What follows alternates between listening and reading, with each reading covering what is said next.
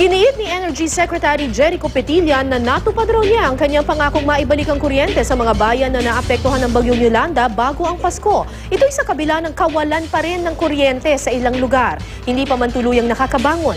Masaya naman ang Pasko ng ilang atleta sa Marabot, Samar dahil sa mga bagong gamit na kanilang natanggap mula sa mga kapwa-atleta. May news to go si Isay Reyes.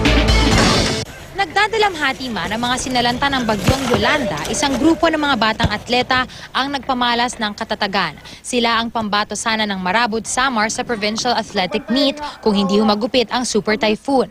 Nagsilbi silang pag-asa sa iba pang bata sa bansa.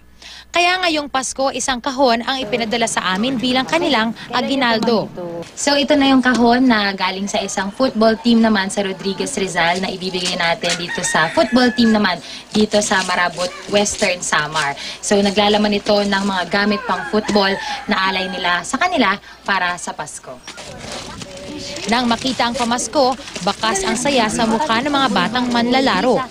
To our dear Marabot, young football player, masaya kasi nakatanggap kami ng mga regalo ng mga gamit namin sa football.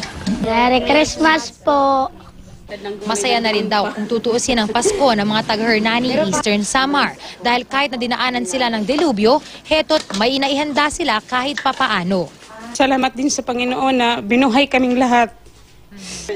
Ang mga wala namang pambili ng Noche Buena sa Barangay 4 Poblasyon, masarap na kwentuhan at tawanan na lang ang pagsasalu-saluhan. Masaya kami, nabuhay kami. Hanggang ngayon, buhay kami. Kaya magsasaya kami itong Pasko. Pakonsuelo na lang daw sa mga nasalanta sa Eastern Samar ang pagbalik ng kuryente sa buong probinsya. Pero sa iba pang bahagi ng Eastern Visayas, madilim ang Pasko. Mahigit 2,000 barangay pa kasi ang walang kuryente hanggang ngayon. Pahirapan daw ang restoration dahil totally damaged o kaya na may nasa remote area sa mga naturang lugar. Pebrero pa raw maibabalik ang kuryente sa nalalabing mga barangay. Yung distribution utility will have to string the lines again, no, from the primary line to the secondary. So, magkakabit yung ulit ng mga linya going to these barangays. Matatanda ang ipinangako noon ni Energy Secretary Jericho na may babalik ang supply ng kuryente sa mga apektadong lugar ngayong bisperas ng Pasko. Kung hindi, magbibitiw siya sa pwesto. Kung si Petilla raw ang tatanungin, natupad naman niya ang pangako. Naibalik daw kasi ang kuryente sa main line sa mga bayang na apektuhan ng bagyo.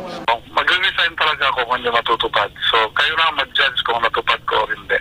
Kung natupad ko naman kasi ang sabi ko lahat ng bayan magkakaroon ng kuryente, mabot naman sa bayan. Ang mga tirahang wala pa raw kuryente, wala pang certification mula sa Bureau of Fire Protection na ligtas na silang kabitan ng electrical system. Isay Reyes, GMA News.